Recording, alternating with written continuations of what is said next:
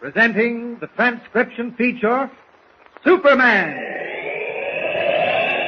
Look, up in the sky. It's a bird. It's a plane. It's Superman.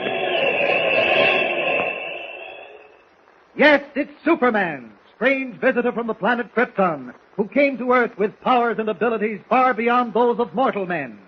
Superman who can leap tall buildings at a single bound, race a speeding bullet to its target, bend steel in his bare hands, and who, disguised as Clark Kent, mild-mannered reporter for a great metropolitan newspaper, fights a never-ending battle for truth and justice.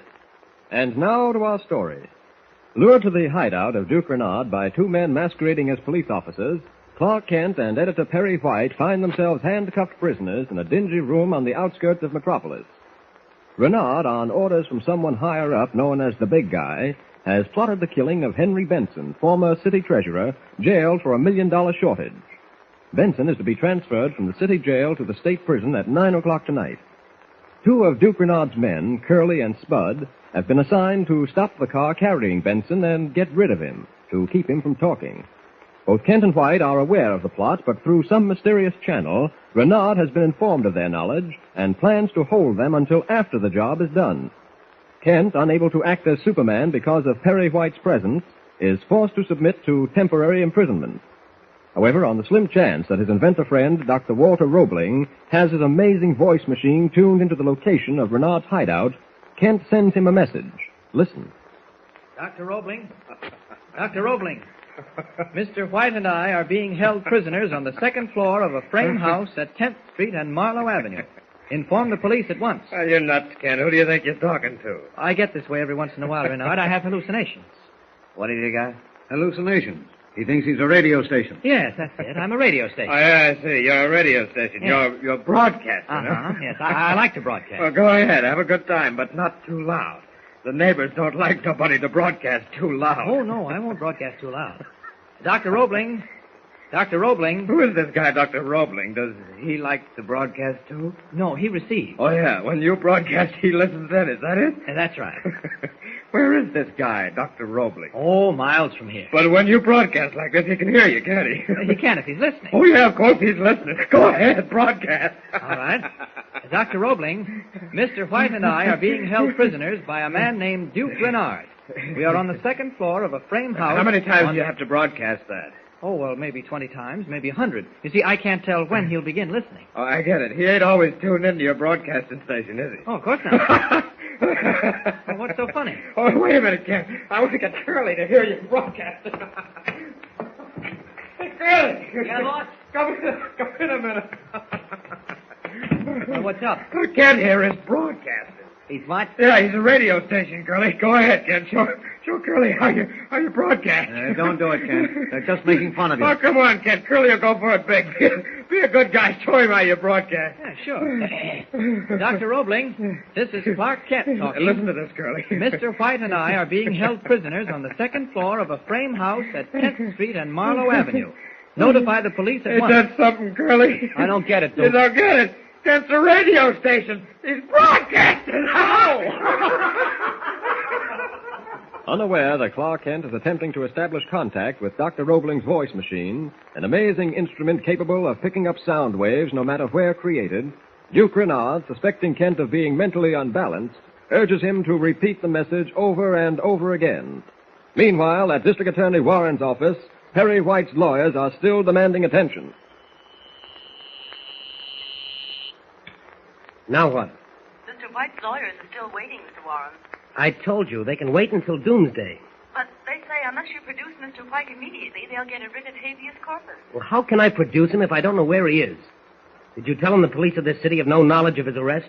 Yes, but... All right, tell them to find him and bring him to me. Then I'll produce him. Yes, Mr. Warren, I'll tell them. Monahan, Yes, sir. get Miss Lane. Bring her here. Yes, sir.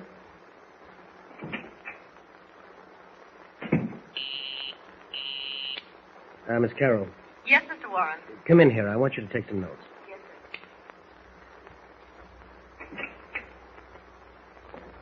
sir. Miss Carroll, Monahan is bringing Miss Lane up. You know who she is, don't you? Yes, a reporter on the Daily Planet. She knows about Kent breaking out of jail, but she hasn't heard the latest development. The story of the two phony cops who arrested Kent and White, the editor. Frankly, I don't believe that, Mr. Warren. I mean, the story. Sounds like typical newspaper stuff. Yes, you may be right. But at any rate, I'm going to question this Lane girl, and you make notes of all her answers. Very well. Oh, here she comes now. Oh, sit down, Miss Lane. Thank you. That'll be all, Monahan. Yes, sir. This is my secretary, Miss Carroll. How do you do? How do you do? When did this farce end, Mr. Warren? The moment we're sure it's a farce and not a serious matter. Perhaps you're ready to tell me how Kent knew about a plot against Henry Benson's life. For the 10th time, I know as much about it as you do. We both heard what Kent said. I heard it personally, and you heard it through that planted dictograph. But I didn't hear enough. If somebody was plotting to get rid of Benson before we could get him to talk, where did a newspaper reporter come by the information? We get around. Yes, perhaps a little too much. That's a matter of opinion. Well, there are some things that aren't a matter of opinion. And one of them is that you and your partner, Kent, are heading for trouble and plenty of it. In fact, both Kent and your editor, Perry White, have already disappeared. Really? Yes, really.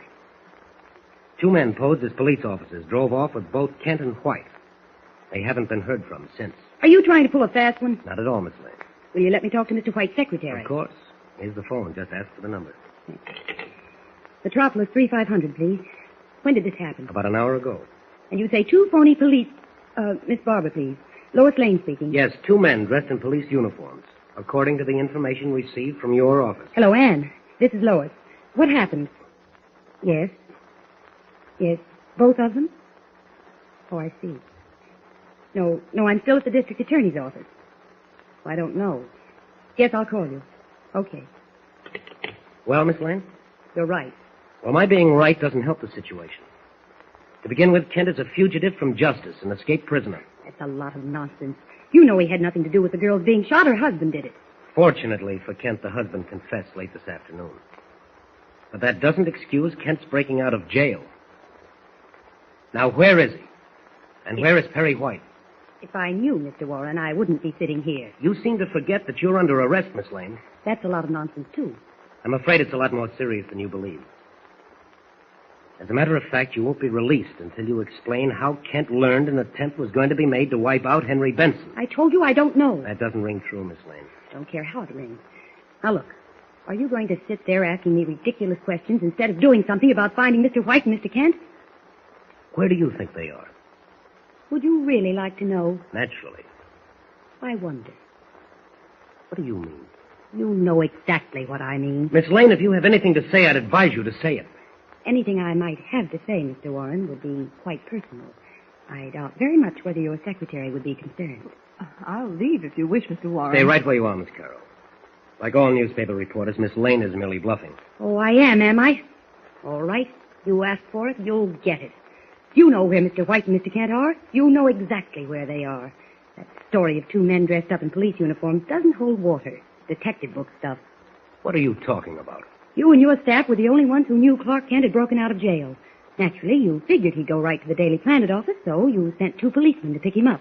And while they were at it, they arrested Mr. White. I've already told you, Miss Lane, the Metropolis Police Department had nothing to do with that incident. Absolutely nothing.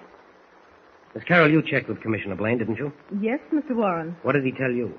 He said there was no record of any arrests made at the Daily Planet office. Thank you. That doesn't prove anything. If you weren't responsible for arresting them, who was? Miss Lane, if I knew the answer to that question, a great deal of your time and my time would be saved. Unfortunately, I don't. Take that, Miss Carroll. Mr. Warren's office? Yes. Yes, just a moment. Police Commissioner Blaine. Oh, thank you. Hello, Commissioner. Yes. What's that? Well, that sounds like a crank, doesn't it? Oh, I see. He mentioned her name, did he? Well, she's right here in my office. Hold on a minute. You know a Dr. Roebling, Miss Lane? Dr. Roebling? Why, yes, he's an inventor. Commissioner, yes. Yes, she knows him. Oh, naturally not. I see. Well, I imagine the safest thing to do is to send a couple of squad cars down. I'll go along in case there's anything to it. Right, bye. Who is this Dr. Roebling, Miss Lane? An inventor. He just called police headquarters and said he'd received a message from Kent. On his voice machine. What was that? Nothing. Mm-hmm. Well, the message said that Kent and White were being held on the second floor of a building at 10th Street and Marlowe Avenue. He's probably just a crank, Mr. Warren. Yes, I mentioned that to Blaine, but he didn't seem to think so. If Dr. Roebling said he got a message, he got it. Well, what are you waiting for?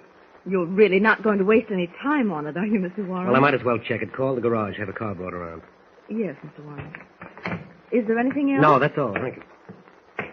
I'm afraid that you'll have to go back to the detention pen, Miss Lane. Well, why can't I go with you? After all, I am a reporter. I know, but if this lead is reliable, there may be trouble. Serious trouble. According to Dr. Roebling, the message said Kent and White were being held by Duke Renard. And he's dangerous. That doesn't frighten me. I'm sorry, Miss Lane, but women and bullets don't mix. Mr. Warren, you're not being honest with me. That isn't the reason you won't let me go along with you, and I want to know the reason. Well? This smacks of mystery, doesn't it? It looks like Dr. Roebling's amazing voice machine has proven its usefulness once again. The stage is all set for the police to close in on the frame house at 10th and Marlowe. Will there be the serious trouble the district attorney anticipates, or will there be something even more startling? Anything can happen now, so don't miss the next episode. Tune in with Superman. Don't forget, tune in again for the next thrilling episode with Superman. Look, up in the sky. It's a bird. It's a plane. It's Superman. Superman is a copyrighted feature appearing in Action Comics magazine.